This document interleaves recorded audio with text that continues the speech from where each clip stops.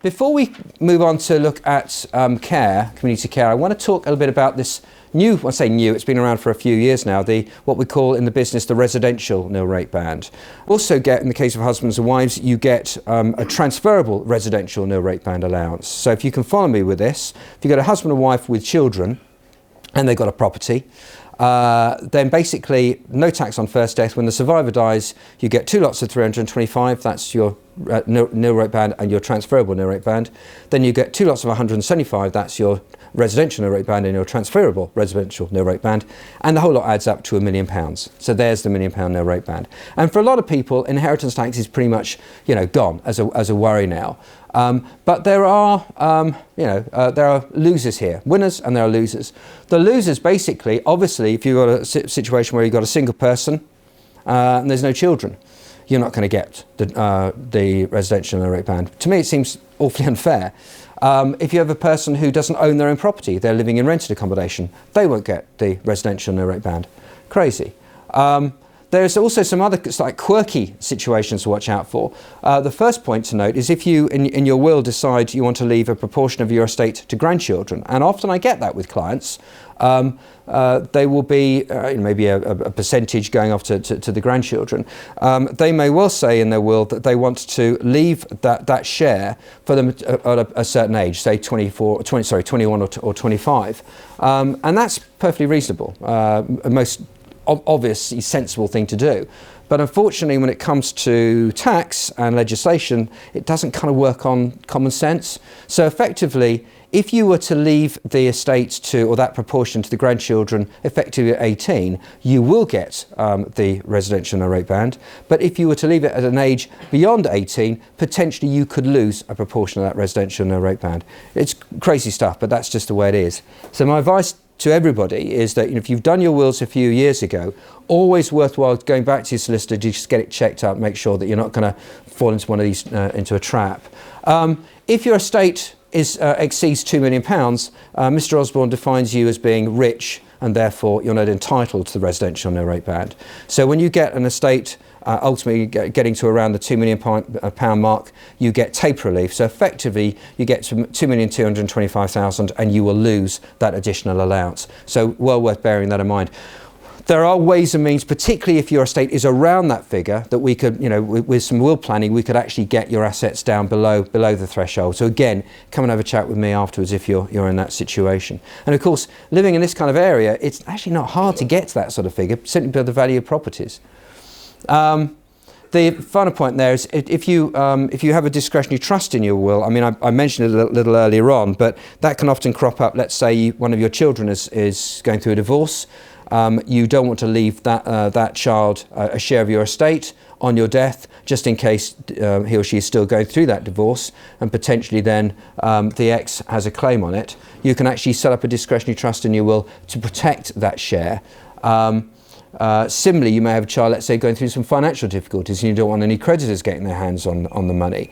If you do a discretionary trust in that situation, even though all the beneficiaries are the family, you could still also lose out a proportion of the residential nil rate band. So it's some interesting things there just to watch out for.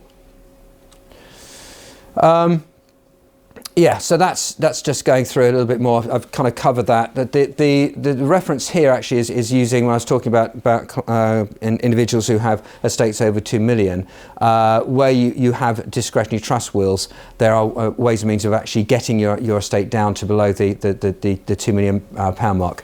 But as I said, I'll leave that. I think if there's anybody who wants to have a conversation with me about that afterwards, it's probably easier rather than try and explain it to everyone today. Yeah, moving on from that, the next slide I want to look at is community care, or as I rather flippantly refer to it as community couldn't care less. Effectively, a lot of people get very worried and anxious over an inheritance tax, and certainly, it can have quite a significant effect on some estates. But in actual fact, when it comes to looking at community care, it's almost actually can become quite irrelevant. this slide really just demonstrates it. Basically, inheritance tax is a 40% tax of capital over 325 or 650 in the case of husbands and wives. That obviously, plus obviously we've got the residential allowance on top of that. But community care is effectively 100% tax on capital over 23,250 and will impact on a lot more people. And what we're talking about here basically is the kind of the residential home, nursing home scenario of somebody needing to go into care. And what will happen basically is that you go into care, you will initially be responsible for the funding of the care out of your income. And your income will be used. But bearing in mind costs of care these days, what, £1,500 a week in these parts, not many people have that amount of income. So what will happen is their capital will be used. And that capital will bleed down to a figure of initially 23,250 when the local authority will start to contribute. It's the local authority here rather than the government. And then there's a further period of time when effectively the fees are being paid part by the resident, part by the local authority, until your capital gets down to the lower threshold of 14,250 when the local authority take over completely. And that period of time when you're between the two, it's based on this thing called tariff income. But ultimately, your assets are wiped out. So let's look at this scenario in a kind of practical sense. We've got this couple here, Mr. and Mrs. Smith. He has income, £350 of state pension and interest and savings. The pension, the private pension at that point is split. Half Mrs. Smith gets to keep, the other half will go on the care. And thirdly comes the attendance allowance. Now, attendance allowance is often forgotten about. Amazing the amount of times I've come across situations where clients have not taken out attendance allowance in this sort of situation. It is non-means tested, and basically everyone is entitled to it if they are needing care. So we'll assume he's got that. You add that lot up together. Total income 750. There is a shortfall. There always is. The shortfall here is 3250. And where does that come from? Well, we go back a couple of slides, and it will come from his cash. So that will bleed down to a figure of 23,250. Then the local authority will start to contribute until it goes down to 14,250. But two questions stem from that. First of all, what happens to the house? And secondly, what happens to Mrs. Smith's assets? Dealing with the house first, all good news here. The house is currently disregarded. It cannot be taken into account. Now, very often I see clients like Mrs. Smith. They will come to me in the office. They will be distressed. They'll have been speaking to that gentleman. There's always a gentleman down the pub. I don't know. It's always down the pub. It's the know-it-all. I'm sure we've all come across them. They know everything. Apparently, there's no need for solicitors.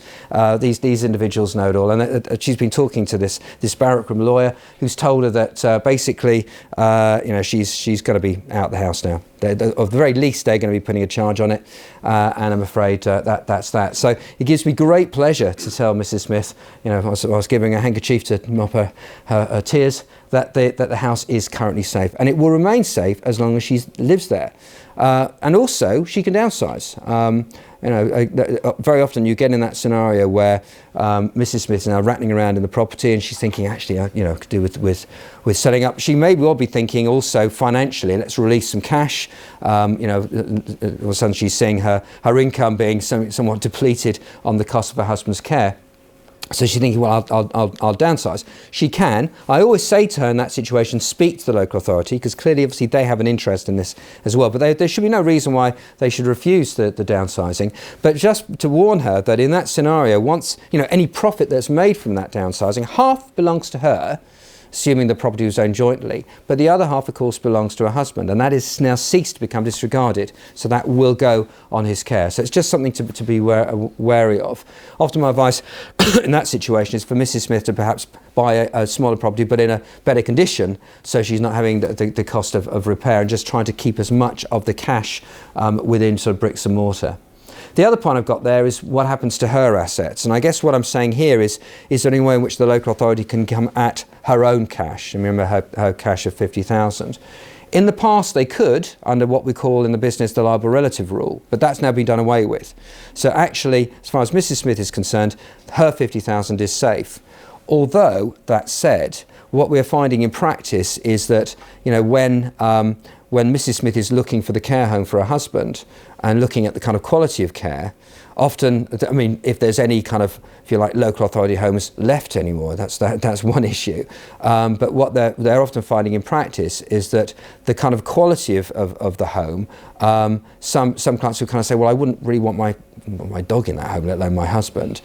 So what I'll do is we'll have my husband in that nice private home. But of course, if that's the case, there will be a voluntary third-party top-up. And of course, Mrs. Smith will have to pay that voluntary third-party top-up for her husband to stay there. So when I say there is no compulsion, at the end of the day, very often Mrs. Smith will end up having to pay anyway. Now, the next slide is the one that a lot of clients struggle with, because the logic scenario here is, Mr. Smith is in care, Mr. Smith has dementia. Logically, he will be the first one to pass away. But sometimes it doesn't happen that way. And putting it bluntly, it sounds awful, but they die in the wrong order. And we'll make a couple of presumptions here. First of all, we'll assume that the property has now, that they own the property as joint tenants, which is where most couples own property. And we'll also assume that they've made simple wills years earlier, leaving everything to each other. And what happens now is Mrs. Smith passes away before her husband. Now, what happens here is two things. Firstly, as far as the house is concerned, because they own as joint tenants, his half share goes automatically to her. Basically, sorry, I should have mentioned this point, joint tenants, tenants in common. Some of you may have read about these kind of things in the newspapers. And some people I've found have just done what's called a severance of a joint tenancy. You think that's all they have to do because they've read it somewhere. Joint tenants, when one party dies, the half share, as I say, goes to the other. If you own as tenants in common, if one of you dies, the half share doesn't go automatically to the survivor, but passes in accordance with your will. So we need to see what your will says. And so in this scenario, the property now passes to Mr. Smith, and of course it's no longer disregarded because she's not living there anymore. And also he has inherited all her cash assets under the terms of her will. So his capital, which has been sort of gone down to the sort of 14,250 threshold, is now